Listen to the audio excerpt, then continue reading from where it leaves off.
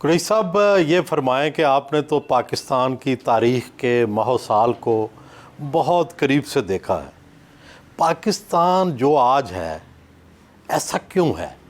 کون ذمہ دار ہے اس زوال کا؟ میں یہ کہہ سکتا ہوں کہ پاکستان جن حالات میں بنا اور بننے کے بعد ہی اس پر جس طرح سے خطرات کی یلغار ہو گئی، اس کی وجہ سے بہت سے وہ کام جو قیادت کی تیاری کی کیے جانے چاہیے تھے اور ایسے لوگ تیار کیے جانے چاہیے تھے جو اتنے بڑے مشن کو آگے لے کر چلتے، وہ کام اس طرح نہیں ہو سکا، اور اس کی وجہ سے آپ دیکھتے ہیں کہ قدم قدم پر ہم کبھی ادھر جھک جاتے ہیں، کبھی ادھر جھک جاتے ہیں۔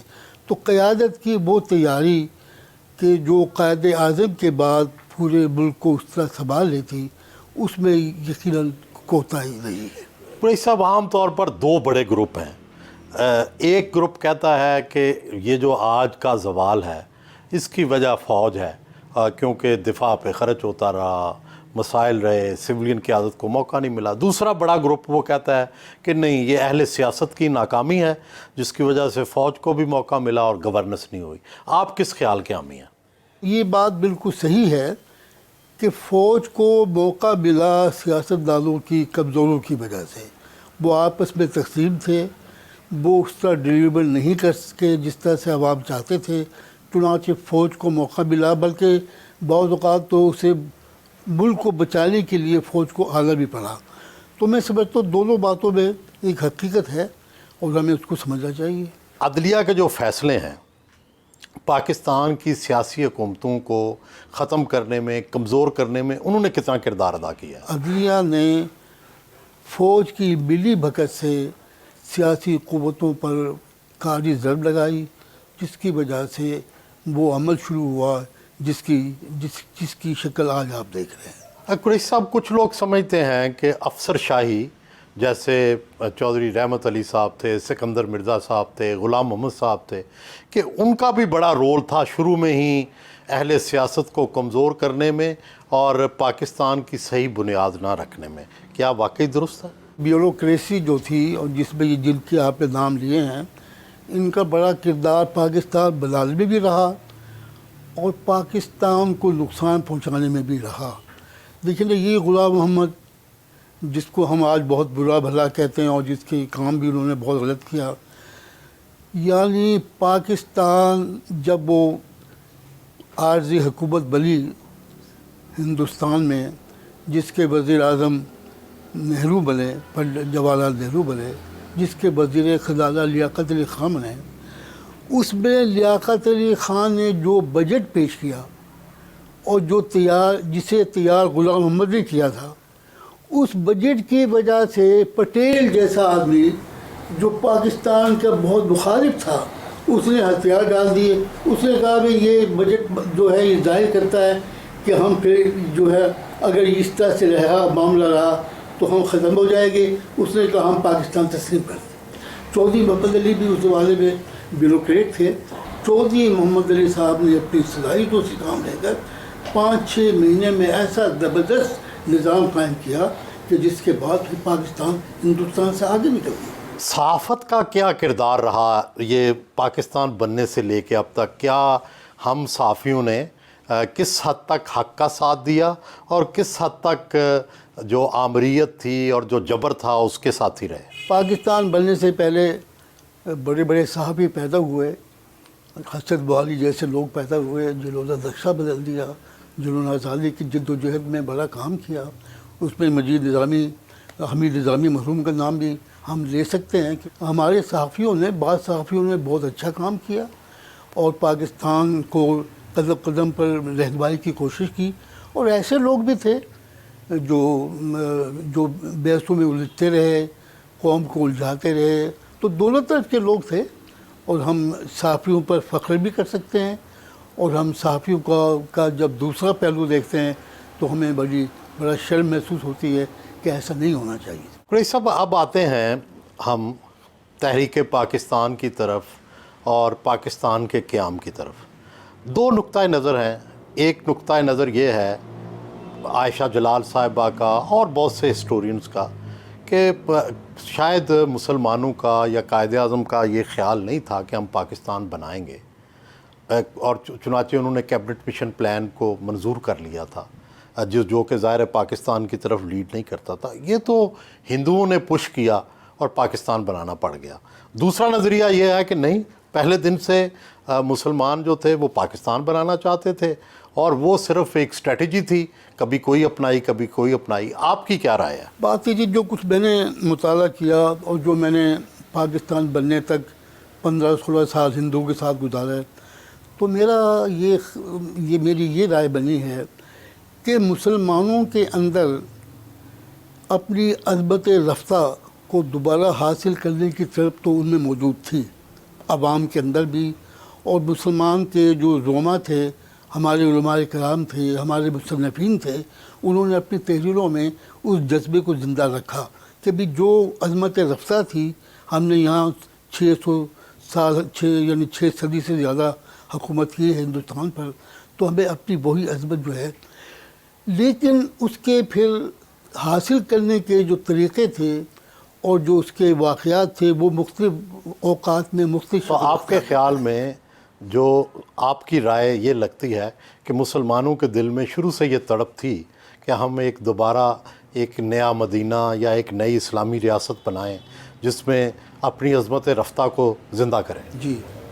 اچھا، یہ فرمائیں کہ قائد اعظم محمد علی جناح صاحب کو آپ نے لڑکپن میں دیکھا بھی، اور آپ یہ فرمائیں کہ دو ان کے بارے میں بھی خیال پیش کیے جاتے ہیں. 11 اگست کی تقریر کا حوالہ دیا جاتا ہے جس میں انہوں نے ہر کثیر الجہتی کی طرف اور ایک تکثیری جو سوسائٹی ہے اس کی طرف اشارہ کیا، جس میں انہوں نے کہا Muslims are free to go to their mosque and others are free to go to their temples and churches.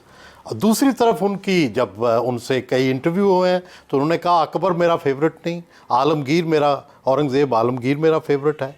تو اور اوورآل وہ یہ بات بھی کہتے رہے کہ اسلام کی نئی تجربہ گاہ ہوگی.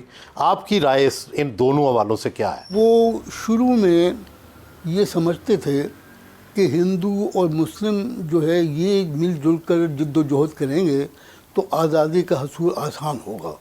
چنانچہ آپ دیکھتے ہیں کہ انہوں نے کتنے مشکل وقتوں میں یہ کوشش کی کہ یہ ہندو اور مسلم اتحاد جو ہے یہ زیادہ مستحکم ہوں، اور یہ دونوں کو لکھنؤ پیکٹ کروایا. مسلمانوں نے تجاویز دہلی کے عنوان سے 1928 میں اپنی تجاویز پیش کی. اس میں ہندوؤں کو خوش رکھنے کے لیے یہ فیصلہ کیا گیا کہ ہم جداگانہ انتخابات کی بجائے مخلوط انتخاب قبول کر سکتے ہیں اگر ہمارے دوسرے مطالبات مان لیے جائیں. یعنی اس حد تک قائد اعظم گئے تاکہ معاملات کو ایسا بنا سکیں کہ ایک متفقہ دستور ہم تیار کر سکیں. لیکن جب 1929 میں انہوں نے اپنے 14 نکات پیش کیے اور کانگریس نے وہ سارے مسترد کر دیے تو پھر قائد اعظم کو احساس ہو گیا کہ اب راستے جدا ہو گئے ہیں. قائد اعظم کی جو 11 اگست 1947 والی تقریر ہے وہ زیادہ اہم ہے، جو ان کے جو باقی خطابات ہیں جس میں وہ اسلام کی لیبارٹری بنانے کی بات کرتے رہے، اورنگزیب عالمگیر کو اپنا آئیڈیل قرار دیتے رہے. اصل میں جب انہوں نے 11 اگست کی تقریر کی اس سے 2 دن پہلے یہ واقعہ پیش آیا کہ ہندوستان سے ایک ٹرین مسلمانوں کی جو تھی وہ پاکستان آ رہی تھی کیونکہ منتقل ہو رہے تھے.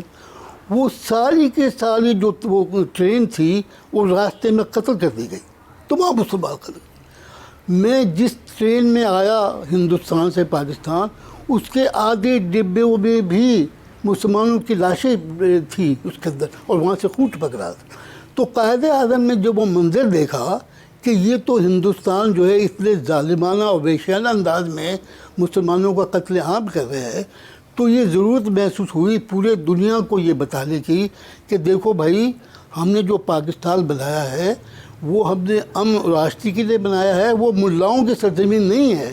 اس میں تمام بنیادی حقوق ملیں گے، سب کو آزادی ہوگی اپنے اپنے عقائد کے مطابق عبادت کرنے کی. انہوں نے ہمیشہ یہ کہا کہ اسلام کی جو بنیادی تعلیمات ہیں اس کے جو بنیادی اصول ہیں اس کے مطابق معاشرہ بنائے گئے. اور یہ بار بار کہا کہ یہ ملاؤں کی حکومت نہیں ہوگی، یہ عوام کی حکومت ہوگی. عوام جسے چاہیں گے منتخب کریں گے وہ حکمران. یہ فرمائیں کہ ایک اور بڑی بات کی جاتی ہے کہ جی قائد اعظم صاحب کی جو تقریر تھی مشرقی پاکستان میں بنگالی زبان کی بجائے اردو زبان پہ ایمفسس کی اور قومی زبان قرار دینے کی، اس نے بھی جو تھا مشرقی پاکستان میں ایک علیحدگی کا بیج جو ہے وہ بویا. کیا یہ درست ہے؟ بات یہ ہے کہ میں یہ سمجھتا ہوں کہ وہ جو تقریر تھی اس کی وجہ سے بہرحال وہاں ایک بہت بڑا ارتعاش تو پیدا ہوا. اب اس کی وجہ کیا بنی؟ جو وجہ میری سمجھ میں آتی ہے وہ یہ بنی کہ قائد اعظم جب یہاں مارچ میں جب 48 میں جب وہ مشرقی پاکستان گئے، اس سے پہلے دستور ساز اسمبلی کا اجلاس غالباً 27 فروری کو ہوا اسلام آباد میں، کراچی میں، موت کراچی تھا اس وقت. تو اس میں قرارداد منظور ہوئی جس میں مشرقی پاکستان کے نمائندے شامل تھے. انہوں نے 2/3 بلکہ بہت بڑی اکثریت سے یہ قرارداد منظور کی کہ پاکستان کی قومی زبان اردو ہوگی. اور وہ ان کی بات ایک حد تک بہت صحیح تھی کہ قوم تو ایک زبان سے ہی بنتی ہے. لیکن ان کو زیادہ تقویت پہنچائی دستور ساز اسمبلی کی قرارداد نے، اور وہ اسی خیال میں وہ تشریف لائے اور اسی ماحول میں انہوں نے بات کی. اور یہ بات ہمیں سمجھنی چاہیے تھی کہ بنگلہ زبان جو ہے وہ مشرقی پاکستان کے لوگوں کے لیے زبان کے علاوہ ان کا سب سے بڑا معاشی مسئلہ تھا کہ اگر بنگلہ زبان وفاقی سطح پر اس کا کوئی وجود باقی نہیں رہتا تو انہیں یہ احساس ہوا کہ پھر تو ہماری شرکت ہی ختم ہو جائے گی. یہ سب قائد اعظم صاحب کے سارا پاکستان میں ان کا ایک مقام ہے، ہمارے معمار ہیں، بانی ہیں، لیکن نیشنلسٹ جو ہیں وہ 2 اعتراض کرتے ہیں. کہتے ہیں جی قائد اعظم محمد علی جناح نے بھی 2 اسمبلیاں توڑ دیں، ایک سندھ اسمبلی توڑ دی اور دوسری جو تھی وہ جو آج کل خیبر پختونخوا ہے اس وقت سرحد اسمبلی تھی. تو یہ اقدامات کس حد تک جائز تھے؟ قائد اعظم کو وہ اسمبلی توڑنی اس لیے پڑی، اس میں ریفرینڈم ہوا. ریفرینڈم میں مسلمانوں نے بڑی تعداد میں پاکستان کے حق میں ووٹ دیے. انتخابات اس سے پہلے ہو چکے تھے جس میں کانگریس جو تھی وہ بہت کامیاب ہو گئی تھی. وہ سن 46 کا واقعہ ہے، یہ سن 47 کا واقعہ ہے.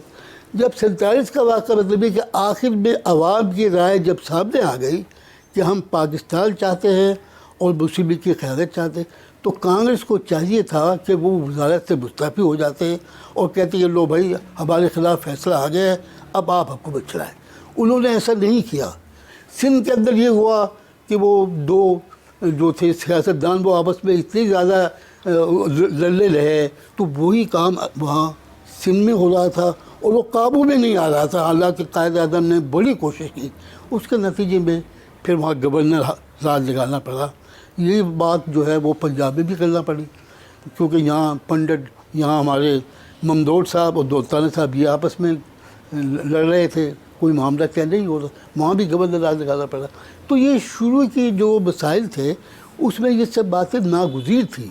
یہ سب جنگوں نے پاکستان کو جو آج کی حالت ہے اس تک لانے میں کتنا کردار ادا کیا ہے؟ ہم نے 4 جنگیں بھارت سے کیں، 2 افغانستان میں کیں.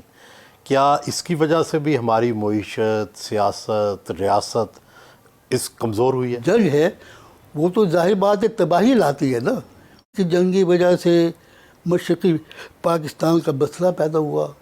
اسی کی وجہ سے مجیب الرحمان نے 6 نکات پیش کیے کیونکہ اس کو یہ احساس ہوا سن 65 کی جنگ میں کہ مشرقی پاکستان تو بالکل بے حال و مددگار ہے، پاکستان اس کی کوئی مدد ہی نہیں کر سکتا. اور ہمارے وزیر خارجہ جو اس وقت تھے ذوالفقار بھٹو صاحب، انہوں نے یہ بیان بھی دے دیا تھا کہ بھی ہم نے مشرقی پاکستان کا جو دفاع ہے یہ چین کے حوالے کر دیا ہے. افغانستان کی جنگ کے بارے میں بھی ہم کہہ سکتے ہیں کہ اس نے کنٹریبیوٹ بھی کیا ہے اور پاکستان کو اور اس علاقے کو سوویت یونین کے قبضے سے بھی بچایا ہے. اور روس کا سارا نقشہ ہی بدل گیا اس کے بعد پوری اس علاقے کا. جو پاک بھارت کشیدگی ہے، جنگیں ہوئی ہیں، اس کے حوالے سے بھی 2 آراء ہیں. ایک کہتے ہیں کہ قائد اعظم اور لیاقت علی خان دونوں یہ چاہتے تھے کہ پاکستان اور بھارت امریکہ اور کینیڈا کی طرح رہیں، اور ان کی کئی تقاریر بھی اس چیز کی نشاندہی کرتی ہیں.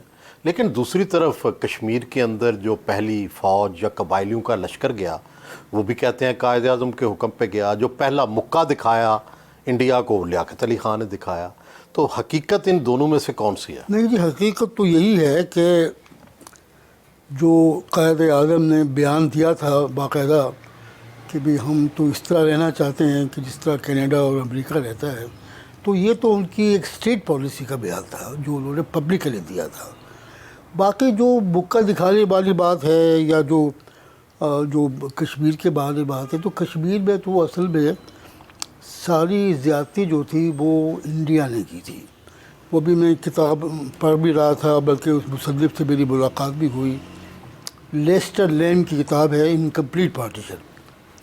اس میں اس نے لکھا ہے کہ جو انڈیا نے سن 47 میں جو یہ پروپیگنڈا کیا کہ جی وہ ہمارا فلاں آدمی جو تھا وہ وہاں گیا تھا، اور پھر اس نے مہاراجا نے جو تھا وہ اس پر دستخط کر دیے تھے دستاویز پر، جس میں وہ ہندوستان سے جو الحاق کا اس میں بات کی گئی تھی. اس شخص نے اپنی کتاب میں لکھا ہے کہ یہ ساری بات سرے ہی سے غلط ہے. وہ یہ کہتا ہے کہ وہ جو دستاویز ہے جو کہتے ہیں کہ الحاق ہوا تھا، وہ کہیں موجود ہی نہیں ہے، اس کا کہیں وجود ہی نہیں ہے. اور اس نے ہندوستان نے اس غلط پروپیگنڈا کر کے اس نے جناب اپنی فوج جو تھی وہ سری نگر میں اتار دی.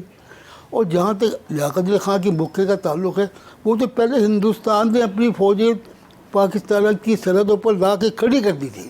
اس کے بعد اس نے لیاقت علی خان نے موقع لگایا تھا کہ اگر تم نے جاتی آگے بڑھے تو ہم تمہیں سختی سے نپٹیں گے. تو صورتحال تو یہ ہے.